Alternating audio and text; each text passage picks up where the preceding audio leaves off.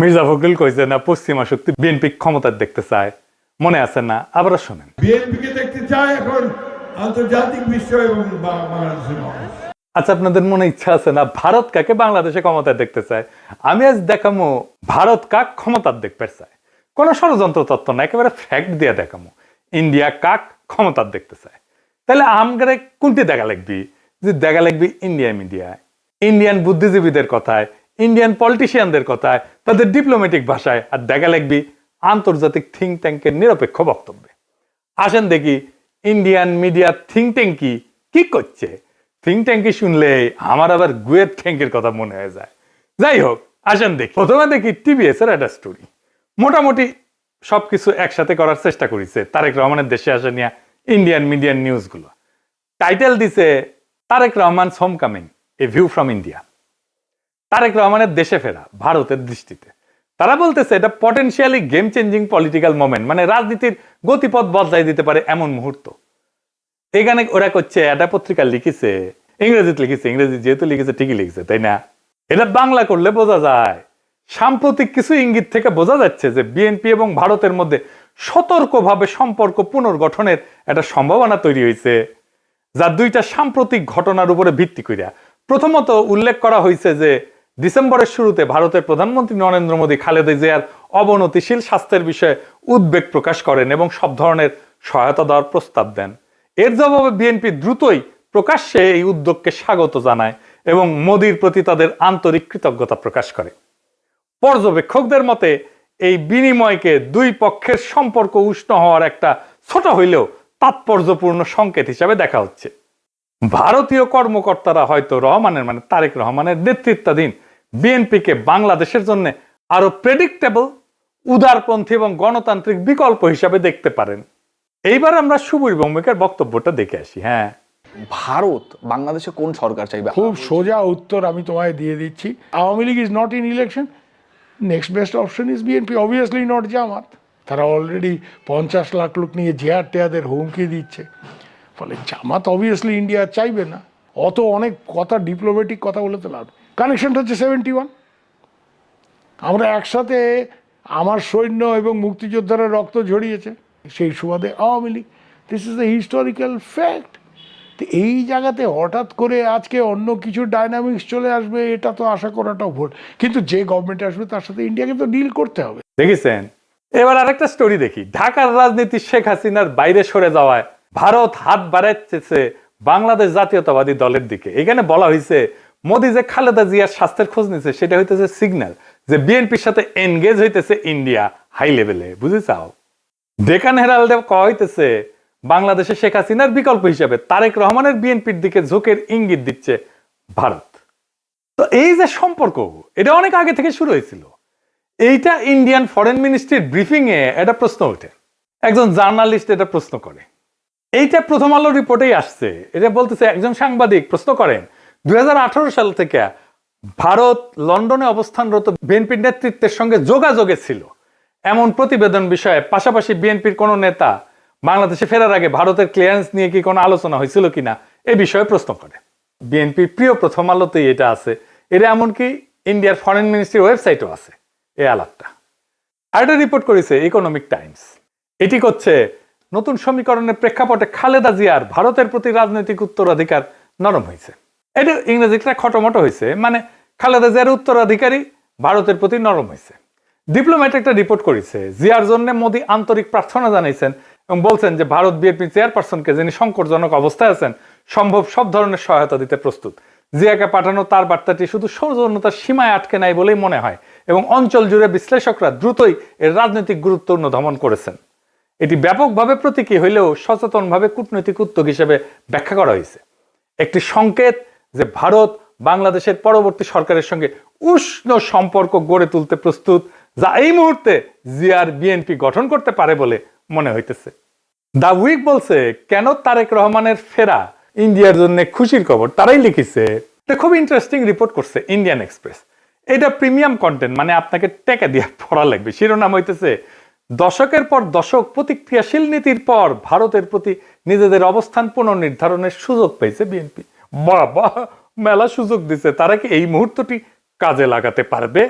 একদম শেষে বলছে ভবিষ্যতে যদি ফেব্রুয়ারি নির্বাচনে বিএনপি জয় হয় তাহলে ভারতের যে বিএনপির সঙ্গে তখন কাজ করতে হইতে পারে সেই বিএনপি নিঃসন্দেহে আগের চেয়ে ভিন্ন হবে, নিঃসন্দেহে আগের চেয়ে ভিন্ন হবে এবং সম্ভবত সহযোগিতার ক্ষেত্রেও আরো বেশি অনুকূল এবং গ্রহণযোগ্য হবে।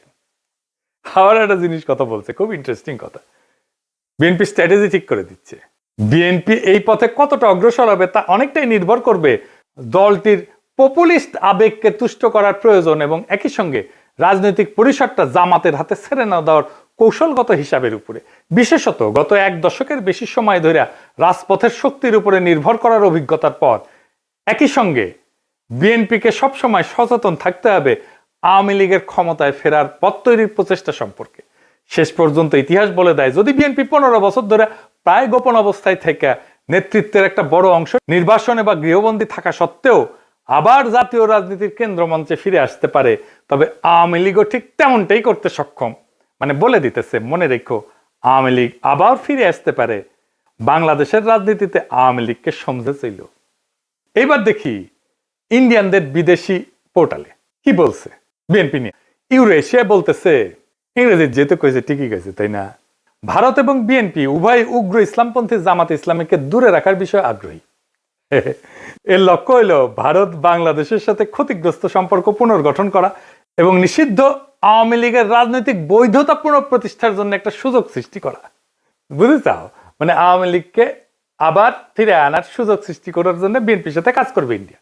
এবার দেখে আন্তর্জাতিক সংস্থার রিপোর্ট, ইন্টারন্যাশনাল ক্রাইসিস গ্রুপ, এটা একটা স্বাধীন অলাভজনক প্রতিষ্ঠান, আন্তর্জাতিক সংস্থা বলে বলা হয় আর কি। এটা নিরাপত্তা বিশ্লেষণ করে, রাজনৈতিক অস্থিতিশীলতা নিয়ে রিপোর্ট ছাপে, বিশ্বজুড়ে সংঘাত এটা নিয়ে রিপোর্ট ছাপে। তারা গবেষণাও করে, মাঠ পর্যায়ে তথ্য, কূটনৈতিক নেটওয়ার্ক এবং বিভিন্ন দেশের রাজনৈতিক পরিস্থিতি নিয়ে রিপোর্ট প্রকাশ করে। এবং এই ইন্টারন্যাশনাল ক্রাইসিস গ্রুপ ভারতের উপর নিয়মিত রিপোর্ট প্রকাশ করে, বিশেষ করে কাশ্মীর, দক্ষিণ এশিয়ার নিরাপত্তা, ভারত পাকিস্তান সম্পর্ক, মানবাধিকার এবং আভ্যন্তরীণ রাজনৈতিক উত্তেজনা নিয়ে। এরা লিখিচ্ছে এটিও মনে হয় যে বাংলাদেশের রাজনৈতিক শক্তিগুলোর মধ্যে এই দলটি ভারতীয় স্বার্থ এবং উদ্বেগকে সম্মান জানাতে সবচেয়ে বেশি আগ্রহী ও গ্রহণযোগ্য অবস্থানে রয়েছে। অতীতে দলটিকে প্রায় ভারত বিরোধী হিসেবে দেখা হইলেও সাম্প্রতিক সময়ে তারা নিজেদের অবস্থান সংযত করার উদ্যোগ নিছে, জামাতে ইসলামের সঙ্গে দূরত্ব সৃষ্টি করছে এবং আওয়ামী লীগ যে ধর্মনিরপেক্ষ রাজনৈতিক পরিসরটি আগে দখলে রেখেছিল তার একটি অংশ দখলের দিকে অগ্রসর হয়েছে। বুঝছাও? আচ্ছা, এইবার আসেন বাংলাদেশের ভিতরে ইন্ডিয়ান ইন্টারেস্ট কি বলে সেটা দেখি। বাংলাদেশে কারা ভারতের স্বার্থ রক্ষাকারী? বাংলাদেশের দুইটা পত্রিকা মূলত ভারতের স্বার্থ রক্ষাকারী, বন্দের আলো আর দিল্লি স্টার। এরা এখন তো বিএনপির ক্ষমতা আসার কথা বলতেছে, বিএনপির গুণগান এমন ভাবে গাইতেছে যে মনে হইতেছে এটার মালিক এখন বিএনপি। এরা যাকে ক্ষমতায় দেখতে চাইবে মনে রাখবেন ইন্ডিয়া তাদের ক্ষমতায় দেখতে চাইতেছে। আপনারা দেখবেন প্রথম আলো, দিল্লি স্টার ক্রমাগত বিএনপির নেতাদের, বুদ্ধিজীবীদের লেখা ছাপতেছে। আপনি দেখতে থাকবেন, এরপরে শুরু হবে যারা এতদিন আওয়ামী লীগের পক্ষে লিখতো, সোহরাব হোসেন, টোহরাব হোসেন ইত্যাদি। মিজানুর রহমান তো মারা গেছে, সে থাকলে আর সেও লেখা শুরু করতো। তারা প্রথম আলোতে বিএনপির পক্ষে লিখতো। তাই প্রথম আলো, ডেইলি স্টার ভারতের রাজনৈতিক অবস্থানের এটা লিটমাস টেস্ট।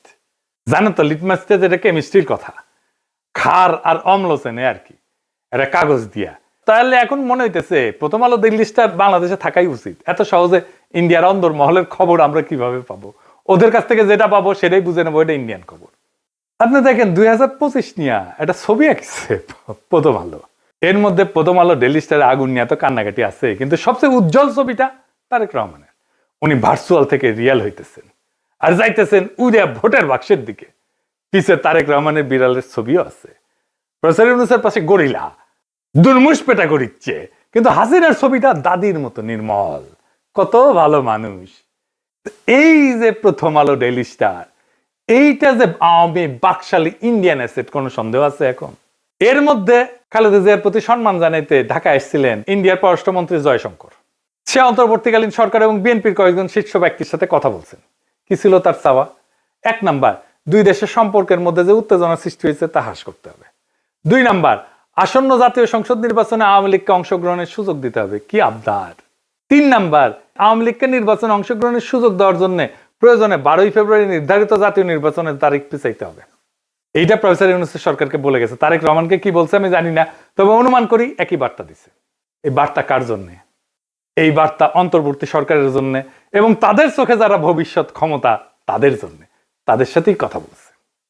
এখন একটা জিনিস পরিষ্কার করে বলা দরকার, বিএনপি এখানে কোনো সুজেন ফোর্স না ইন্ডিয়ার জন্য। তাকে যে পছন্দ করা হইতেছে তা কিন্তু না। বিএনপি এখানে কম্প্রোমাইজড অ্যাক্টর। তার মানে এমন একটা শক্তিতে সে রূপান্তরিত হয়েছে যারা আসলে ভারতের সাথে একটা কম্প্রোমাইজ করছে। ভারত বিএনপিকে চায় কারণ বিএনপি আদর্শিকভাবে শক্ত না, কাঠামোগতভাবে দুর্বল। যেই দল 15 বছর টিকে ছিল নির্বাসনে, মামলা হামলা গ্রেপ্তার গুনখুনে, আন্তর্জাতিক সহানুভূতিতে, আমাদের মতো ইন্ডিভিজুয়াল অ্যাক্টিভিস্টদের মরাল সাপোর্টে এবং অ্যাক্টিভিটিতে, সে দল জানে ক্ষমতায় ফেরার জন্য কোথায় নতি স্বীকার করতে হবে। সে তারেক রহমান জানে তার বাবাকে হত্যা করছে ভারত, সে জানে তার মাকে ক্ষমতাচ্যুত করছে ভারত, সে জানে তার নির্যাতনও করছে ভারত, মাজা ভেঙে দিছে ভারত, তার মাকে জেলে দিছে, ইন্ডিয়া তিলে তিলে তাকে মৃত্যুর দিকে ঠেলে দিছে। আর এটাও সে জানে সে না পারছে এটা ঠেকাইতে, না পারছে নিজেকে রক্ষা করতে। তাই এই কম্প্রোমাইজ তার শক্তি না, এটাই তার দর কষাকষির পুঁজি। দিল্লির চোখে বিএনপি মানে এমন একটা দল যাকে ম্যানেজ করা যায়, নেগোশিয়েট করা যায় যার সাথে, এবং প্রয়োজনে তাকে বদলায় ফেলা যায়। এবং বিএনপিকে ইন্ডিয়া আস্তে আস্তে বদলায় ফেলতেছে, তারে আর একটা আওয়ামী লীগ বানায় ফেলতেছে। আজ ইন্ডিয়ার বিএনপিকে দরকার, কারণ জামাত অতিরিক্ত শক্তিশালী হয়ে গেছে। কাল আওয়ামী লীগ ফিরে আসলে বিএনপি অপ্রয়োজনীয় হয়ে যাবে, কারণ ইন্ডিয়ার কাছে বাংলাদেশে কেউই অপরিহার্য না, এখানে সবাই রিপ্লেসেবল। আওয়ামী লীগ চলে গেছে, এখন ধরেছে বিএনপিকে, বিএনপি চলে যাবে আর একজনকে ধরবে। তাহলে প্রশ্নটা ভারত কাকে ক্ষমতা চায় এটা না, আসল প্রশ্ন হচ্ছে বাংলাদেশ কি আবারও একটা কম্প্রোমাইজড অ্যাক্টরকে নিজেদের ভবিষ্যৎকে লিখতে দিবে, নাকি এইবার এমন একটা রাষ্ট্র বানাইতে চাইবে যাকে ক্ষমতায় রাখতে কারো দরকার পড়ে না। ইন্ডিয়ার দরকার পড়ে না, আমেরিকার দরকার পড়ে না, চীনেরও দরকার পড়ে না, যে নিজের শক্তিতে জনতার শক্তিতে ক্ষমতায় থাকতে পারে। যতদিন এই প্রশ্নের উত্তর না আসবে বাংলাদেশের সরকার বদলাবে কিন্তু রাষ্ট্র বদলাবে না, রাষ্ট্র একই রকম থাকবে। সেজন্যই দেখছেন না সংস্কার করতে চায় না বিএনপি, কারণ কম্প্রোমাইজড অ্যাক্টর দিয়ে কখনোই একটা সার্বভৌম রাষ্ট্র তৈরি হয় না, করা যায় না। ভারত কাকে চায় এটা গুরুত্বপূর্ণ না, প্রশ্ন হইতেছে ভারত যাকে চায় না সে কি টিকে থাকতে পারে কিনা।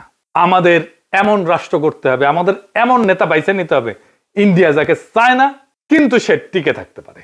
ইতিহাস একটাই জিনিস দেখাইছে, দিল্লি যাকে ম্যানেজ করতে পারে সে সরকার দেশ চালায় না, সে শুধু সময় পার করে, সে শুধু সম্পদ পাচার করে, সে জনগণকে কেয়ারও করে না, জনগণের ভোটেরও দরকার পড়ে না। আজ দিল্লি যদি বিএনপির দিকে তাকায় তাহলে সেটা ভালোবাসা না, সেটা দিল্লির প্রয়োজন নেই।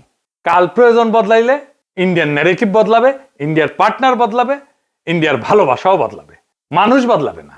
তাই আজকে সিদ্ধান্ত বিএনপির না, আওয়ামী লীগের না, ইন্ডিয়ান না, আজকে সিদ্ধান্ত বাংলাদেশের। আপনি কি এমন একটা রাষ্ট্র চান যে এইখানে সরকার ঢাকায় কিন্তু সেই সরকারের সার্ভাইভাল দিল্লিতে, নাকি এমন একটা রাষ্ট্র চান যাতে টিকায় রাখতে কারো প্রয়োজন পড়ে না সাহায্যের? এই প্রশ্নের উত্তর না পাওয়া পর্যন্ত বাংলাদেশে কোনো পরিবর্তন হবে না, শুধু ম্যানেজমেন্ট বদলাবে। আগামী নির্বাচন এই ম্যানেজমেন্ট বদলানোর নির্বাচন না, এটা আসল পরিবর্তনের নির্বাচন, ইন্ডিয়ার বলয় থেকে বাইর হওয়ার নির্বাচন। সেই নির্বাচনে বিজয়ের লক্ষ্যে আগান। আমাদের বর্ষা বিপ্লবের অসমাপ্ত কর্তব্য সম্পাদন করতে হবে এবং আমরা এমন কাউকে ক্ষমতায় বসাবো না যাদেরকে ইন্ডিয়া পছন্দ করে, যাদেরকে প্রথম আলো পছন্দ করে, যাদেরকে দিল্লি স্টার পছন্দ করে। আমরা এমন কাউকে ক্ষমতায় আসবো যারা প্রথম আলো, দিল্লি স্টার, ইন্ডিয়া সবার চোখে চোখ রেখে বাংলাদেশের মানুষের স্বার্থে লড়াই করতে পারবে। ইনকিলাব জিন্দাবাদ।